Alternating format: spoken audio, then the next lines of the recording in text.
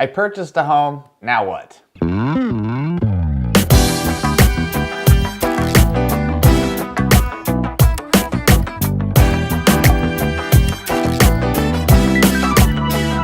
Welcome back to another episode of Fridays with the Fiddle Fig, where we cover common questions, misconceptions, and myths about real estate. I'm John Selby with the Selby team, and there are a few things a buyer should look out for after closing on a purchase. And I thought it would be helpful to go over a few of them briefly today. First off, make sure the utilities are switched into your name, such as your water bill, your gas, electric, and your cable. A lot of these companies have grace periods, but once the utilities are shut off, it can be a nightmare to get them turned back on. If you plan to use a landscaping service or even a pool cleaning service, make sure that you've contacted these companies and you're set up on a recurring cleaning and maintenance service plan.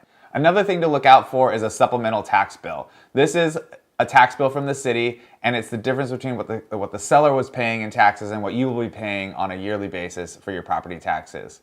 An example of this is when I purchased my own personal home, the sellers had a tax basis of $60,000 because they purchased the home back in 1960.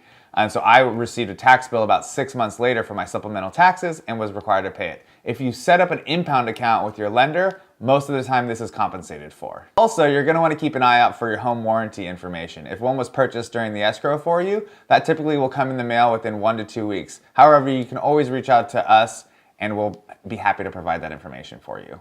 Another thing sent in the mail is going to be your deed. This sometimes can take up to 3 months for you to actually get it. And there's companies that will try to get you to pay them for a copy of it. Don't pay anybody for a copy of your deed. That comes to you free from the city, but it can take up to 3 months. Make sure you also keep your final closing statement. There's a portion of the fees associated with purchasing of a home, such as closing costs, that can actually be deducted on that first year's taxes. So definitely consult with your CPA in regards to that, but it's very important to keep your final closing statement.